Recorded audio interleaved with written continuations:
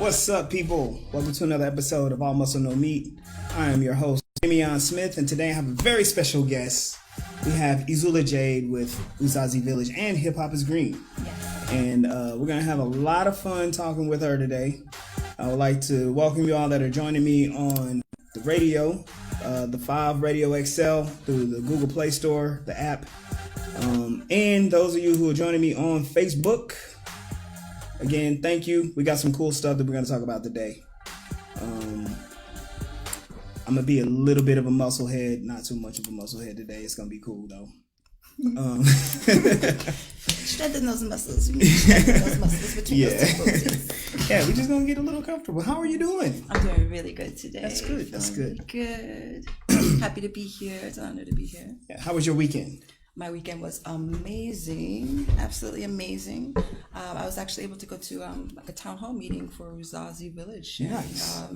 Birth stories from beautiful Black women, their experiences in the health care system out here, and it was a beautiful, safe space where people could talk about what it is they wanted to change and what they wanted to improve, solutions they wanted to bring in order to better our maternal mortality and infant mortality rates. Yes, that's very important. We're going to talk about that a little bit more in depth.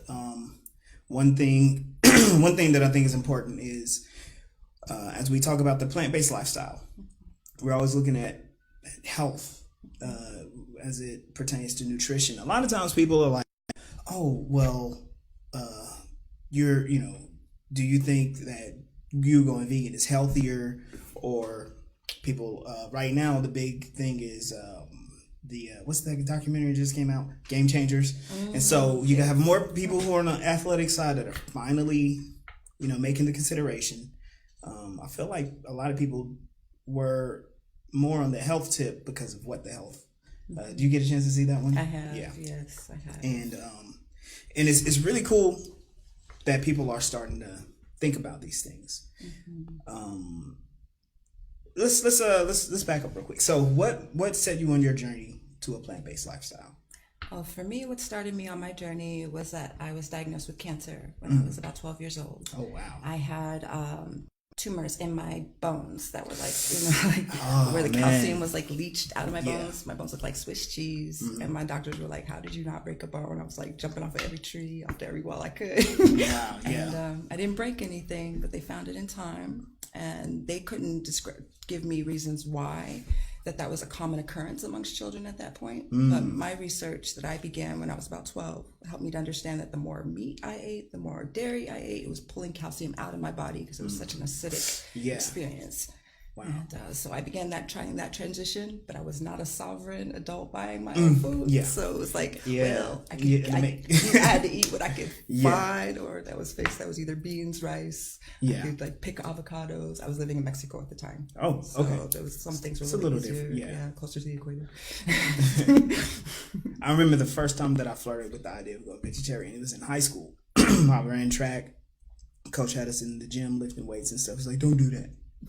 And and it was it was hard too because the food, I didn't know anything, and so the food that was there was like meat isn't everything, or you can put lettuce on bread, and I was like, man, this is hard.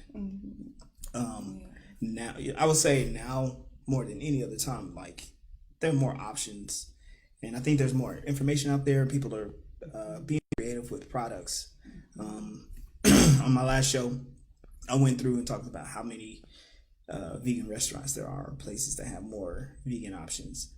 But what I think is also great is we're having a surgence of community gardens and markets that are offering people some of the freshest sources of nutrition, and it's ridiculously affordable. Depending on zip code where you are. Yes, that's true. Yes, that is true. That is true. So I think that's really cool. What I wanted to do before we start jumping into the super serious stuff, I found this really cool article on the physicians committee. Have you read any of their stuff before? Yes, okay. Dr. Milton Mills. Yes. Put me onto this. Yes. So he works with our hip hop is in Kansas City. And I had a chance. Well, I saw you and I met him at the Midwest Soul Veg Fest. You were a volunteer. You were all over the place, bouncing around, catching tents that were being blown away. Yeah, merchandise, chairs, people flying around. That was a fun experience. I had the opportunity to be on the panel for vegan athletes. So this is something that is getting a lot more attention. And so we're looking at 6 reasons why athletes are running towards a vegan diet. I'll put the link to this up when all of this is done, and then people can catch the replay. But this is a really cool look, because you're starting to hear about NFL players, NBA players, power lifters, MMA fighters, Olympic athletes, track, biking, swimming, jumping, lifting. For the men's 2018 for the men's powerlifting team, one guy qualified, and he was the vegan athlete, and I believe he went and he medaled. Yeah. I have to double check that story, but it was great, because like all the other men just couldn't get into it past the world qualifying. Love that rounds. power. Yeah. So here, real quick. So reason number 1, this is something we can relate to. Even athletes are at risk of heart disease, and this is something that breaks my heart, because I've seen some of like my favorite athletes that I grew up watching, and when they're done competing, their health deteriorates, right? In one study, 44% of endurance cyclists and runners had coronary plaques. And a plant-based diet keeps athletes' hearts strong by reversing plaque, bringing down blood pressure and cholesterol, and reducing weight. This is, I think, very important, especially not just like, keeping you healthy, but it prolongs your like athletic career, because you're not plagued with the health issues that come along with like high cholesterol, chronic inflammation, and all of that. So I think that's really, really important. I can say it increases endurance, increases recovery time. Yes. So you're able to keep going longer. So that's That's the thing, that recovery time that's key. I think that's key to like all sports, right? Mm-hmm. The faster you can get back to compete at your highest level, the better. Mm-hmm. Number 2, meat consumption and high cholesterol levels exacerbate inflammation. Mm-hmm. Oh yes. Which can result in pain and impair athletic performance and recovery. Studies show that a plant-based diet may have an anti-inflammatory effect. This was something that like stuck out in my mind when I initially started to switch to a fully plant-based diet. I stopped eating meat in 2010. I went full vegan in 2016. And I always have these conversations with my coach, and we always say, he's like, "Oh, you need recovery. You need to reduce inflammation. You need this. You need that." And then I'm like, "Yeah, that makes sense." During the showing of the Invisible Vegan that we just did, there was an athlete. Oh, I can't remember his name. Was it an athlete? Yeah, he was talking about how he had back pains. Yeah, and it was because he had impounded colon from impacted colon. Yes. Yes. And that I was like, yo, that makes a lot of sense, because I know back in the day, myself and a lot of other athletes, you're on that super high protein thing, eating whatever you can, and it's like, man, my back hurts. Oh, that's just because of the way you work out. I'm like, I don't know. And now I'm like connecting some dots, and that's just like one of the things that can reduce like performance. All right. Also a lot of extra impact on the kidneys too. Yes. You gotta process that. That's right in that back here. So it's like, they overworked. And there's some days where you just don't want to get out of bed. You're just like, man, this hurts, and you don't know what to do. Everybody goes to a chiropractor. And a chiropractor, they just like, if they can't pop you, they're like,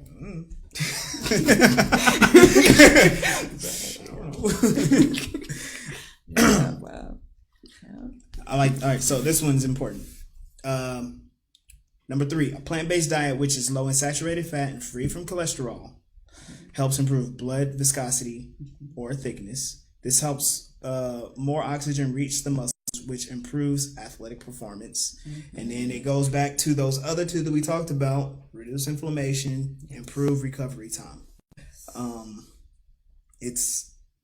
That's just real simple. Like just keeping getting all those greens in, keeping those pathways clean, keep them open. Yes. Plant-based diets improve arterial flexibility and diameter. This is important, especially for like athletes that rely on explosive movement.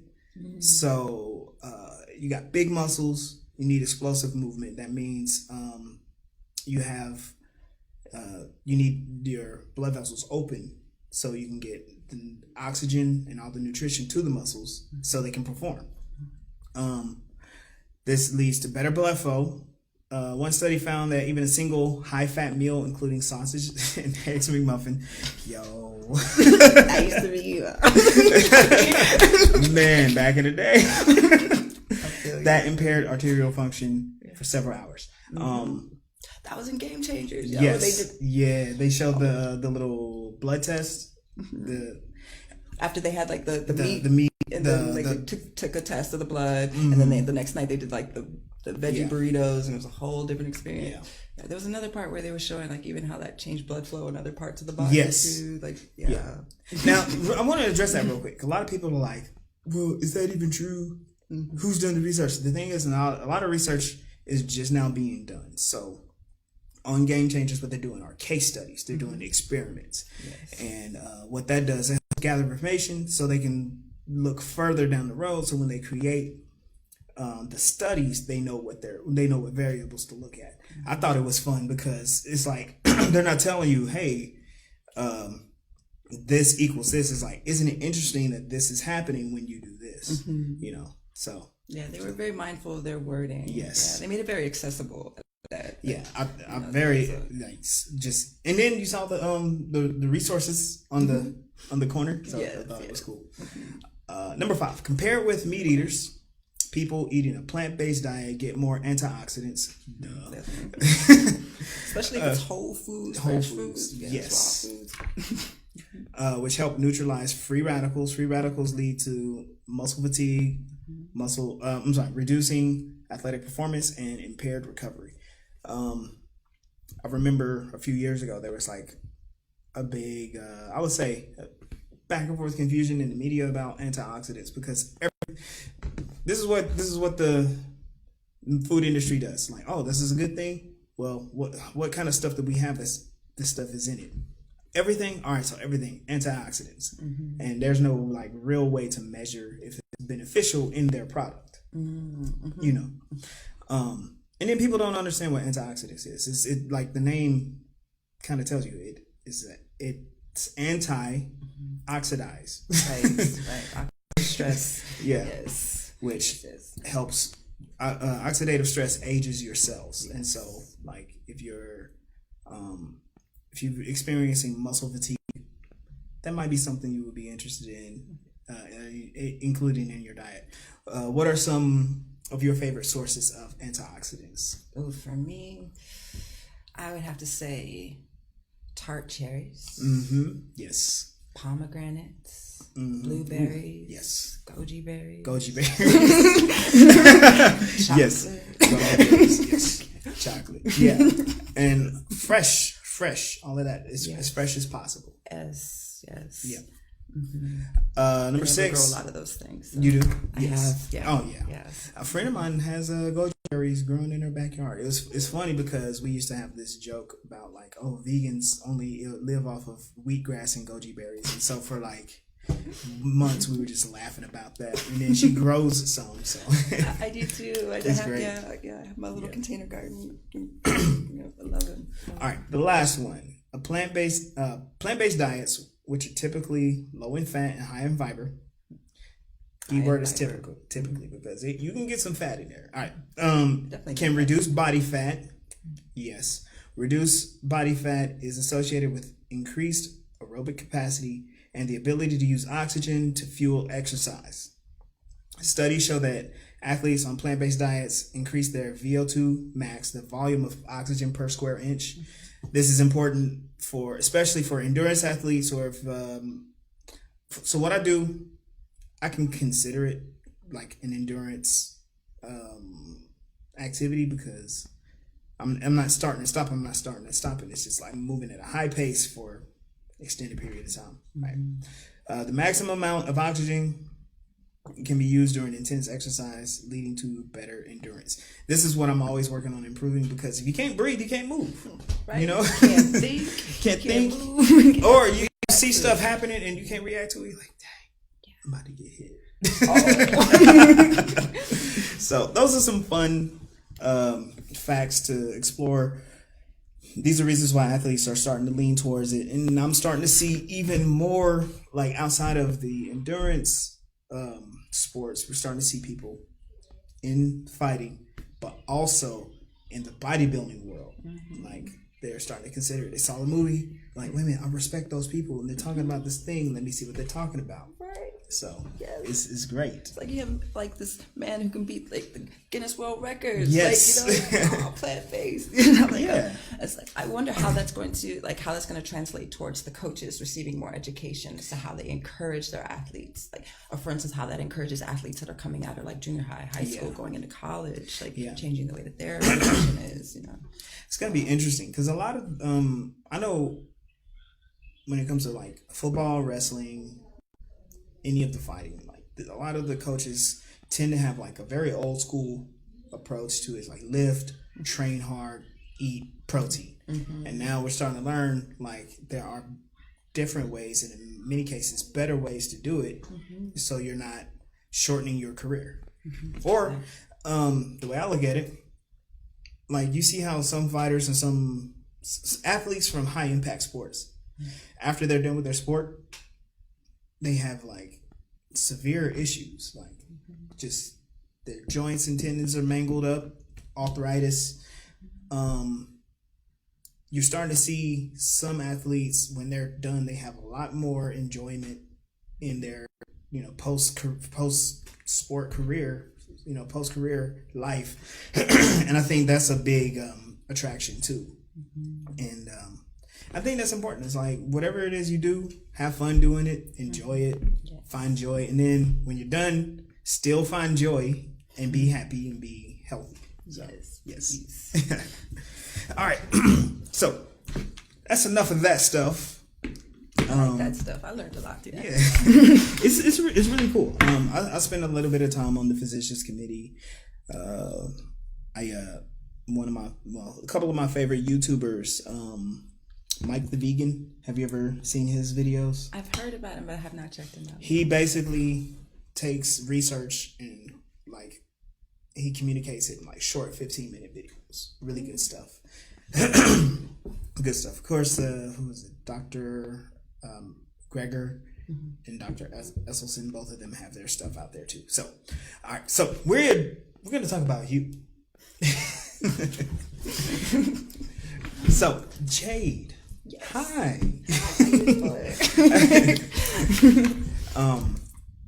When I first met you, you have like I noticed that you radiate like this very warm, just I don't know what it is, but it's there and it's great.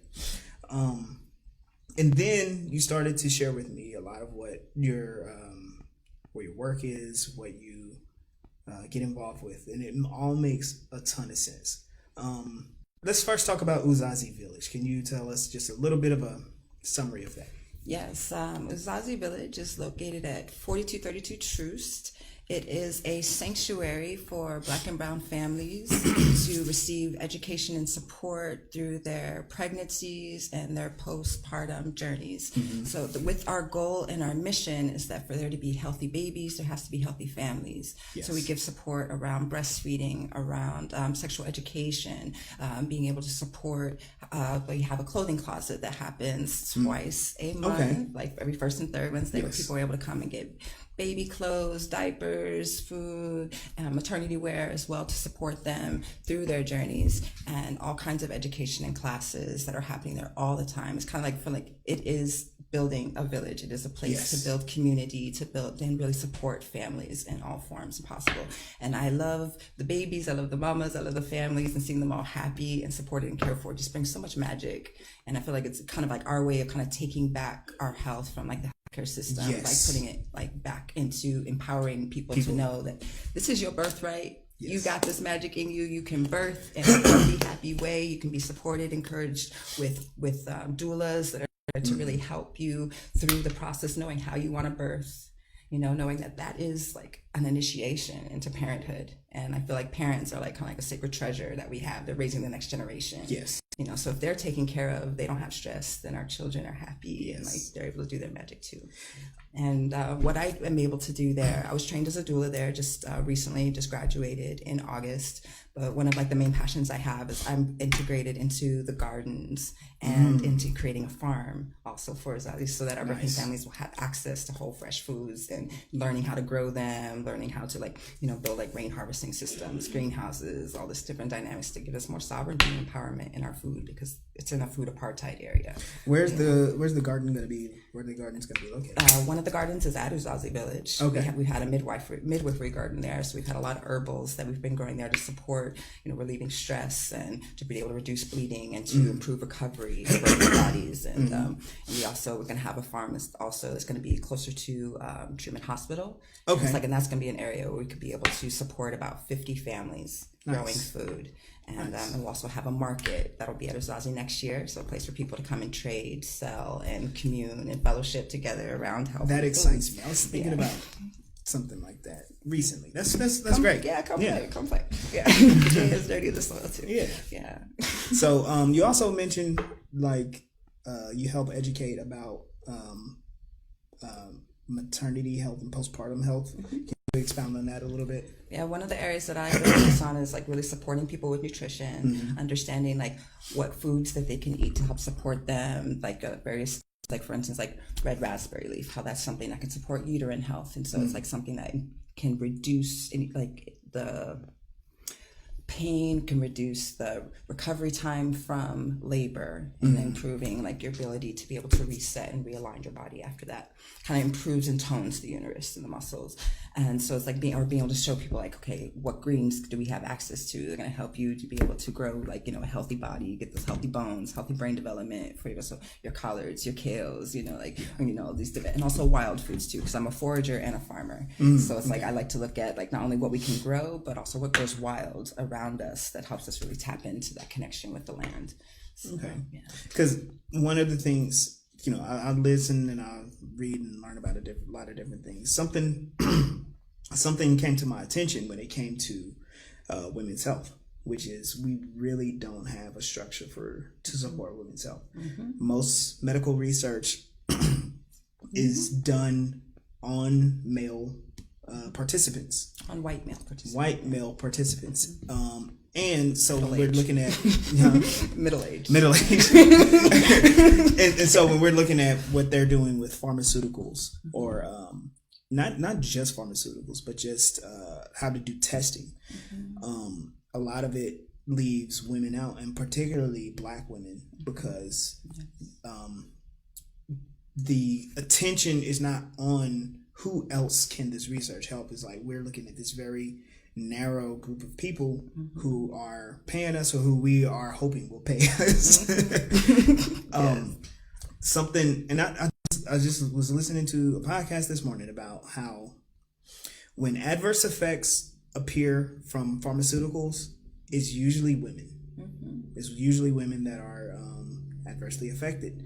When they do the testing for this stuff, they test it on male rats and male subjects because they're afraid that women's hormones might change their results. So they're just like, let's not consider women in this. And I'm like, that's crazy. Because then you realize that you're also implementing that, prescribing that to women, and then wondering why there's all these adverse effects. Or it's like same kind of system with like how they have their nutritional recommendations. They're recommending dairy to people who can't even process it. And then when you point it out, they're like, What? I never even thought of that. Exactly. We know you didn't think of it. Let's think of it now. Exactly. Yes. It helped me put certain things in perspective when it comes to like race relations, gender equality. It is all about the level of interest that is shown to these populations. It's not a matter of make me equal. It's like show equal interest, because I'm a healthy human being. You're a healthy human being. You want your life to be valued as someone who can like realize like the total human experience. And to have that not considered is actually diminishing. And people don't think about this. They don't like in a political sense. And I'm sorry, we're going political. In a political sense, it's all necessary though. In a political sense, people get upset about this because they're like, "We already did this for y'all," and it's like, it's not that you're doing anything for us. It's like when you do things, remember we're here too. You know. Yeah. It's like I kind of have this like this feeling of like if you're like coming to help us, you're kind of like wasting your time. But if you're coming because you know that your progress and our progress are bound together, then we can work together. Yeah. And it's like I feel like a part of what we have to do, especially as like Black women or people of color or Indigenous people as well, is that it's like we have to learn language to then be able to translate how it is that you can communicate to us and what is exactly our needs are. Yes. You know, so it's like we're having to do extra work, the double labor, in order to even have our voices heard. Triple, double. Yeah. Because for Black women, I believe one statistic is that like Black women tend to be treated more harshly in the medical field because there's a bias that's like, oh, you're tough, you can handle the pain. Black women are given less to deal with pain, less to deal with depression, less treatment, less counseling and therapy, because y'all just supposed to be just strong and just deal with it. Yeah. And I'm like, with what you're doing at Uzazi and the women that you have working with you there, y'all are doing like, you're doing all of the heavy lifting for society that's blind to this spot right now. It is very true. Actually, it was what I experienced with this town hall meeting. It was exactly speaking to that. And like I had a story to share there. I don't have to share her right now, but but it was experienced. I had having experience with the medical system where they were just like didn't believe me with what it is I went through. Let me be in pain. Let me believe her. Like going through all these things, and it was just like realizing like wow, this implicit bias that's there, assuming that we're criminals when we come in, or not not believing what we're going through, and then just kind of like waiting for like excessive amount of time before they treat you, and then you wonder why so many Black mothers are dying in pregnancy and dying after pregnancy, being let go without checking to see how is everything healed and reset before it's sending you out the door, and then having women bleed to death after. It's like I think about like one of my sisters who was a part of Black Lives Matter, like she like had like excessive bleeding that like that they didn't check in on her, and it really changed like how she's already amazing. Yeah.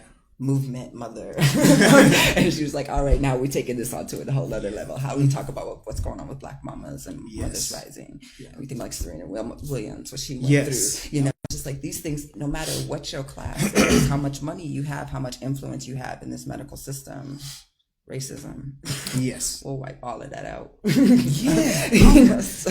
it only takes, it doesn't even take a moment of a thought. It's just blind spots. Like, I'm not going to pay attention to you because I believe all these different things about you before I don't even know you. Exactly. Right? Yeah. And can you share with the people what a doula is? Which, by the way, we are considering. So yes, we'll talk about it. We'll talk about it. It's good to have that's really important. It's something that we're keeping our eyes on. That is beautiful because I find that most people don't even realize that you can have that kind of support and create a birth plan long before. I feel like preparing for pregnancy happens long before conception occurs. And with a doula, you can have like assistance with like not only your fertility, with your perinatal, but it's like you more emotional and spiritual and support in how to navigate the pathway and the journey into pregnancy and to parenthood. Like when I first started, I wanted to be more of a postpartum doula, because I recognized that for most families, it's like, you're a new parent, you have no idea what to do, you have this little baby, you know, all these things, and having that support. But as a doula, it's like you are a professional companion and like really a guide support through that medical system. And just in like whether or not someone is choosing whether they want to have a home birth or a medical birth, like a hospital birth, because most people feel like they don't have a choice. Like most people, for most women, when they're coming into their womanhood, they've seen so many things in the media that they already think like, oh, we're just supposed to give birth and go to the hospital, like, oh, your water breaks, go to the hospital. And there's so many other options that you can have about like if you want to have a home birth, if you want to have a water birth, and you can have a plan in place. Set your intention to have a ceremony around that the way that you want to, you know, and also helping to reconnect with what is in your indigenous roots or what works for you. You know, so it's like hospitals weren't meant for everyone. It's really important. You pointed it out, like people see stuff on TV like, oh, I'm supposed to go to the hospital. Go to the hospital. Oh, I'm supposed to be up on my feet in so many hours, and it's no big deal. Yeah, they'll tell you like, oh, are you like dilated to this point, or are you supposed to be strapped down and in this position here, which is only good for the doctor. It's not actually working with gravity, working with nature to allow the baby to come out. And I'll say like for me, like for instance, I had a birth that was 40 minutes. Oh wow! I was trained to give birth unassisted. I had a primal indigenous midwife who I was like apprenticing under and trained me. She was like this Irish Sicilian African mama in Hawaii. You know, and it's just like there was just like so much strength in her and so much confidence in the birthing process of how natural that was, that just flowed over to me. I was like, yes, my body can do this. I trust this process. How else did we get here for how many hundreds of thousands of years? And it's like that's what I keep saying. I keep saying that. And that's what like a doula can do, and also like midwives too. They give you that back. You know, it's like, because we've been taught that we don't have that power. We're supposed to give it to the doctors and nurses, and they're going to tell us how to do this. Like, no, you know your body better. And I feel like when you have a doula, they help to just reinforce that confidence and that power, that natural magic that we carry in our bodies to do that. You know, do you all have a program to help educate people who are interested in becoming? Yes, we have. There is a doula program. That's what I just took in August, where we are trained in how to not only in being a professional companion in this work, but also taking on the social justice aspect, realizing that yes, we are going to deal with this implicit bias. You're going to have doctors who may push their particular agenda because it works with their schedule, and how to hold your space, your power, your presence, and be like, no, this is what I want, and there are other options, and we now know that we can speak your language and say, no, that is not the only way this has to be done, or that, you know, like, you don't have to be progressing at this rate, and then you're going to say you have to have a cesarean section, you know, or or that you've had a cesarean section before and you have to have it again. Like, no, there are other options. And just because it's like safer for them to go into a surgical procedure when it's not in a medical emergency, you know, it's like, this is natural. You don't have to have like surgery in order to do it. Sometimes that may be necessary, and it's good to be prepared if that is, but it does not have to be the final expectation of what that journey can be like. You know? I think that's great. Yeah, I have two acquaintances that are going through training, which helped me like start paying attention and start learning more about this. And I was like, okay, I'm understanding this. This is pretty cool. It's scary. Well, in the past, I would say as a male on the outside looking in, this is something that we are not raised with, given a bunch of information.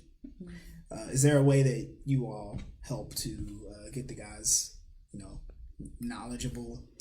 Yes, through the childbirth education classes, we encourage people to bring their partners, to bring who they feel are their birthing circle, so that everybody is informed. Like, it's not just we're just going to educate the mama. Like, we're going to educate like the birthing person and their support circle, and how to hold that space together. Because I find like that's the thing. It's like you want to empower the family, you want to empower the whole village. You know, and how to hold that space together. And so that, you know, it's not just on her to be like, okay, what are we going to do? Right. You know, this is how we're going to do it. And be like, okay. Like, how's the participation been with the males that have been involved? So far, that from what I saw, like during my doula training, we were able to actually overlap with having a childbirth education class come in, and so we had 4 mamas and their partners and their mamas coming in, all learning together and having this intergenerational healing of like, wow, like, oh, I didn't know that was how my body worked, or I didn't know why the sperm traveled up this fallopian tube or that fallopian tube, or why there's like a 50% chance that it may not work out because right. Yeah. And so it's just like letting everybody know, and then also so that when like if a woman's choosing to breastfeed, that's like she has the support of her like family around them, because they're like, oh, why aren't you going to give them a bottle? We don't need a bottle. We have been given this natural mechanism that has been feeding our generations for thousands of years. We don't need a formula, to do that. We don't, but they'll push that in a hospital, for instance. Because they're trying to sell you that stuff. Yeah, and there was like a big shift with like the whole birthing movement, where we saw a lot of the Black midwives and doulas that were actually undermined and taken out of that profession and then criminalized at the same time as we had white midwives and doulas who were like, oh yeah, hippie movement, and we're just like, hold up, like we've been doing this for like, we were doing this for hundreds and hundreds of years on this continent. We were doing this on our own continent before here, and now because there's a different face on it, now it's respected, and so mainstream, yes. And I'm just like, no, you're just reclaiming stuff that we've already been doing. And I say that because I come from a lineage of like mothers and grandmothers and aunts who were in the forest collecting those herbs to help birth families, and like we're walking through the swamps, to make sure that people were able to be supported and cared for through their birth, staying up all night, care for going to the next birth, and also sometimes bringing those babies home. If like the one was like, okay, like maybe they wanted to give their child up for adoption, they didn't go through regular protocols. They wanted to give it to the next family they were going to care for and build extended families. And so like my family was built along those lines with on my father's side, where we had a lot of adopted kin, that came into our world. So that way, and that's kind of like a tradition throughout Black families. Even now, it's like everybody's a cousin, or grandma is always mama, and it's just like whoever's there, those are the kids. Exactly. Like you may not be biologically related, but there is family there. Yeah, exactly. Yeah, like with one of like my elders, like she told me when she grew up and she was born in her village, which was Burkina Faso, like she didn't know who her blood mother was. And I had to think about this for a long time. Just like, because you were just able to travel to like, people go to this house, oh, where's the food smell good? You go over there, and it's like you always had somebody who was willing to hold you, hug you, support you, talk to you, speak life to you, teach you about what was going on around you, and you could go to where that was. And I was like, wow, that's a whole different way than like, like how we have things now. It's very different. I was reading, or I heard it was brought up, there are tribal communities that are like that. They don't allow the men to know who the children belong to. So then everybody was responsible for taking care of all the children. Exactly. Yes. Like one of my elders, he would tell me that like, oh, like they didn't necessarily track that like that patriarchal line, and they would say that when a woman was pregnant, that it was considered that like that pregnancy was a result of all the love that she had ever received through every lover she ever had. So that child belonged to the whole village. And I was just like, wow. Yeah. Like, there's no like that's going after so child support. It's just like, this is love embodied right here. That's a whole different way of seeing a human being coming into form. Yeah. Very sacred, very holy. And then our relationship with that child too, because it's not like there isn't like, oh, not mine. It's like ours. Yes, exactly. It's like, wow, look what our love made. Wow, and all that love that made you, how beautiful that is. Yes. And it's like they would have whole different dynamics for like their marriage and their village building. It was just, it was strengthened by the love of the community. All right, I wanted to get into this. The network is very music-heavy, and this excited me so much. Tell us about this Hip Hop is Green. Oh, movie. Beautiful. I would love to tell you about it because that's what got me here. Yeah. So Hip Hop is Green is a multimedia movement, a plant-based movement. It has been in formation for over 10 years. Yes. And it was really significant to me because I found that it built the bridge between holistic hip hop and plant-based lifestyles, and was able to create a curriculum of health and wellness and bring it into the inner city schools, to bring it into the urban core, teach our youth, through people that they respect and admire, whether it was Styles P, KRS-One, Dead Presidents, that I was just like, and these were people, and it was really profound to come into this because like, changed my perspective on plant-based. Like when I was in college, I was like, wait, there's a whole political movement around this. This wasn't just about my individual health. There was a whole collective liberation tied to this. And then now I'm in this organization where now I get to be a bridge for allowing these people to come and speak life to our youth and help to teach about health and wellness through 6 pillars. We teach about plant-based lifestyles, fitness, then we teach about like how to prepare the food. We teach about animal rights, justice, and mental wellness. All right, food justice. Yes. This is the second time it's come up on the show. The first time I was interviewing Gray. He went viral with the Vegan Thanksgiving. We're gonna play his music next week. He actually just dropped the new albums that he's playing out, so it's pretty good stuff. He talked about his approach to activism as in promoting food justice. Can you kind of give us a summary of that? Well, what was his perspective? His perspective is very similar to what we were learning about in the Invisible Vegan, because there's always this push towards greater health, but there has not been a great consideration of access, adequate health, access to adequate nutrition, access to adequate sources. In a lot of communities, they talk about food deserts, but that's one thing. Then there is the abundance of junk calories. Where we are right now, there are a lot of gas stations and corner stores and dollar stores, and then about a mile away, there's a grocery store that is still filled with the same stuff that is in those grocery stores. Same things as at the liquor store, the convenience store, And so, I believe and there's some other issues too when it comes to food justice, because it also it entails like the farmers, like that's a big part that I'm connected to, especially with growing up in Mexico and having a lineage that is tied to that, having a lot of farm workers in my family.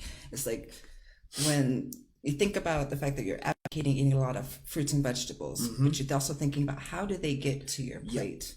How many food miles did it take to get there? What is the ecological impact that it takes? Like, why is it that people who are farming strawberries are only living to about 49 years old if they're working on and the quality of life is horrendous. The level of toxicity that they're being exposed through the insecticides, pesticides, fungicides that they're applying to these fruits and vegetables. So you think about what are their wages. So it's like, for me, it's like I think about it as like the energetic integrity that goes into what goes on our plate and how that affects what's happening around the planet.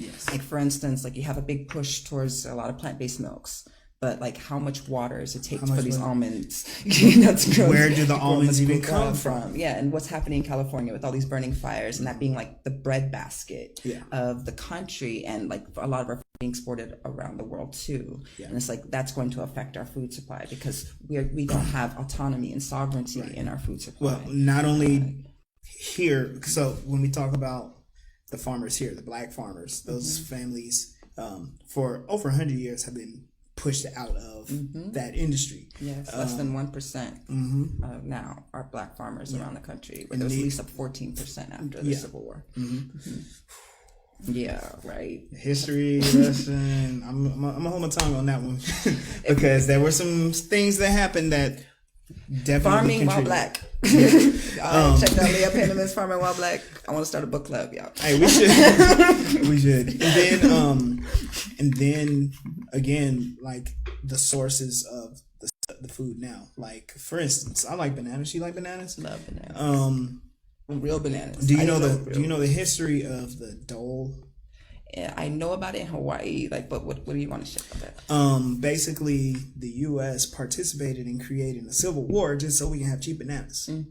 Yes, I hadn't heard it put that way, but I can totally see that. that. It's absolutely that false way. flag operations to support corporations. I had a short time period when I was in the ROTC, in college. So it's like I was in the Marines, and so it's like through that they tell us this history of all these great heroes in the Marines that are like, look up, like fought for freedom all over here. But I had this experience where I had a professor who recruited me to come to his class on the world and imperialism while I'm taking Navy history class. And then like, so we're going to talk about the same person who was doing this. And these are these things. He was like, no, we weren't fighting for freedom. We were fighting for sugar. We were fighting for oil. We were fighting for diamonds. We were fighting for minerals. You know, coffee, like chocolate. Chocolate is a big one. That's a big food justice thing because that's our people, you know, our children. Yeah. That are being exploited in slave labor to provide chocolate to the world. And they call these cartels. They're not companies. They're not corporations. They're cartels that envelop all of that. Yes. And they're being supported by government interests. Yes. So it's a deep guns, drugs, and steel. Deep topic. So it's like there's like a whole like energetic patterning and precedents that have been placed on realizing like how do we enjoy our food once you really know where it comes from, how it got to you, you realize how much suffering, how much blood was shed in order for it to get there, and all, you know. So, and I feel like we have to bring this to attention because it's going to be people of color. Majority it's always people of color that because they are the ones who are used for cheap labor. Yes. Like the issue with palm oil right now. Palm oil is palm, soy, and beef. Those are the big three culprits when it comes to deforestation. Yes. And it's all so we can put it in junk. Exactly. Junk foods that are going to actually end up making pharmaceutical companies rich, making hospitals rich, the whole pharmaceutical industrial complex. And it also amplifies the prison industrial complex and the school to prison pipeline, because you realize these are the things that they're feeding your children in school. I have taught both 2nd and 6th grade. What transformed my life to become a food activist was when I had to go into a school. I was doing an after school program and they would give us boxes of food like products to give the kids, and they would tell us that, like, because it was in the inner city. I use that all the time too. It makes sense. And they would like say that, okay, this could be the only meal that these kids are gonna get because they're living in poverty. They're living like in like some very like hard conditions. And I was like, that was real. Like I see these schools, they look like prison yards. Yeah. And it's like I'm feeling like maybe seeing like my smiling face would be the only thing they'd actually see, because majority of the teachers are already so depressed and already just so frustrated. They didn't even want to be there no more. You know, and the school don't have any art programs, music programs, fitness programs. Like they just have to learn how to take a test. Right. And but then they want you to give you boxes of like chips with cookies, you know, first ingredients, sugar, artificial flavor, color. And it's just like, wait, like how are we really feeding the future generations? Well, and this was also kind of like all that soy. I brought this up during the interview with Gray, and I didn't really articulate it very well, and that was my fault. But it was even like, so the school situation, also with churches and a lot of the different charities that donate food or collect food. What people are giving away is garbage. People are giving away cakes. Oh, the kids are like cakes. So like the kids don't need cake. See, I mean, you know, they give away candy and stuff that is non-perishable, but it's also not nutritious. Yeah, and so you're finding people who are low-income families in need, and they're subsisting off of junk. And then on top of that, when you do have a little bit of money, what you have access to is the cheapest stuff, which is still more junk. And that's what I am very much interested in changing, because we know that healthier communities perform better in all aspects, in labor, in innovation, and all of that stuff. So when we feed people, like, you're not even supposed to live off of that stuff. They call, you know, fast food is supposed to be, you know, real quick. You're not supposed to live off of that stuff, you know? So I like one thing that our guerrilla gardener says. He's like, the drive-thrus kill more than the drive-bys. Yes. You know? And that's true. It's very real. It's very real. You know, it's like I can't think of like any time I've been able to be in a position of being able to share with people. It's like I always ask, like, who has somebody in their family who has diabetes right now? You know, like just about everybody raised their hand. Who knows somebody in their family right now who has cancer right now? You know, it's like, do they think that they're going to be the ones to inherit the same kind of thing because they learned the same lifestyle? And I was like, realizing like so many people become desensitized to disease. They don't even know what it is to feel well. Oh, it just runs in the family. Yeah. And it's like, no, it's like, it's the lifestyle. Like we haven't been given anything else to work with, and realizing like, and it's like, and then when we do, it's like, what are you supposed to do with it? And so it's like, it takes a whole program, to be able to not only show you, this is what a banana looks like. Like, right. like I'll say, or like, what a banana what a really real tastes banana. like. Yes. Because I used to I remember as a little one, remembering like tasting the banana flavor candy. And I was like, I don't like this. I don't want a banana. And then when you eat a real banana, like, this ain't bad. And then when I had the experience of going to Hawaii and being a guest on that land and realizing there was 24 different types of bananas. I'm like, we got one type. In the store. We got one type, and then that type, because of their alteration, they're susceptible to disease. And they remember 5 years ago, they were like, bananas might go extinct, and I was kind of like, is that a bad thing? It's like depending on see, I'm all about protecting like the actual, like getting to the core of where does this food come from? Like what is the original strain species of wild food that it comes from? Like, so I like looking back into what the plantain was. And that was something I grew up eating a lot. So I was grateful I had that exposure as like of working with plantanos and those kind of things. So it was like I knew that there was a difference and it actually had seeds in it. Yes. Or it's like looking like, whoa, like why are we eating food that doesn't have seeds in it? It cannot reproduce itself. So how do we reproduce if we're eating food? Seedless watermelon, seedless grapes, all these things have been hybridized. And it's like those things do not actually feed our DNA. They don't. So it's like, but those we have very limited options. So even as we're saying, yes, we want to be healthy, but it's like, how do we actually get foods that are actually conditioned to your native type? Because like, have you heard of the Food Empowerment Project? No, you probably would like really dig them because they go more into this food justice aspect, and they've been like doing studies about like how you have immigrants who come to the country and they transition to a Western diet and they start developing the same diseases, and they're trying to figure out how do we get you back on your native foods. You have people who are coming over who are already vegan, already plant-based, and they're like, what is this McDonald's? What is these things? Like they're like, oh, we're eating like Americans, so we're gonna do this, we're gonna do that, but they don't want to. No, but they're being forced out of their countries. Trying to come in here, trying to, it's like realizing that there's so many different layers and levels to how slavery and immigration were tied together, in labor in these ways and changing our diets, It's interesting too, just to think about it, like how assimilation also is largely affected by diet, and that affects your mobility. I know there are communities here. I know there, for instance, in Northeast Kansas City, there are several African communities. They don't shop anywhere else, and I'm just like, where do y'all go? Because I have some friends, some Kenyan friends who, man, they eat good, and I'm like, where did you get this? And there's a couple of African stores throughout the city, and there's something important about maintaining that because. Like the mainstream stuff again is only focusing on like a very narrow demographic. Yeah, it doesn't serve everybody. So I don't know. List of some spots. We gotta. Because I'm trying to be like, hey, we're gonna bring some food over to Uzazi these market days. All right, cool. Okay, so we are running out of time here. Let me get this all rolling. So let me ask you, tell the people how can they follow you, get in touch with you, learn more? Well, you can find me on Instagram and on Facebook and our website, www.hiphopisgreen. We have about 40 different chapters around the country and in Canada and in the UK as well.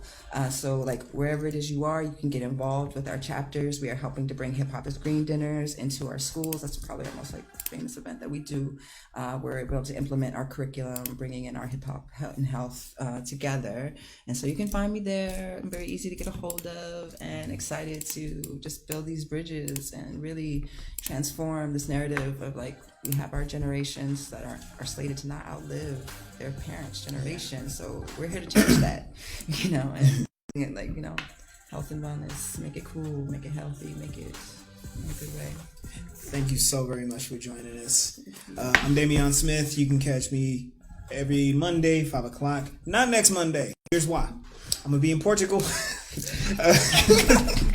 I'm leaving this Wednesday. I'm going to go to Portugal. It's the World Martial Arts Championship Tournament. Coming back with some golds. Yes. And Set so that I'm attention. gonna do my thing on the world stage. But don't worry, because I'm gonna have some stuff on the page. Almost Don't Know Me, and my personal Facebook page, Damian Smith, Legendary Black Lion. You can also check me out on Instagram, Almost Don't Know Me, and Legendary Black Lion. Keep up with me, all the cool stuff that I'm doing, fighting wise and fitness wise. Let me just give you a little teaser. After I get back from Portugal, I'm going to take a break from competition. I'm going to really start digging in and showing people how to build a healthy body and a plant-based diet. So, Can I sign up? yes, I yes, wanna it's check. gonna be it's gonna be great. It's gonna be a great journey. So, Yeah. you guys keep an eye out for all of that stuff, and join us and share your stories with us. All right, thank you guys for joining us this week again. We're on the 5 Radio XL. Get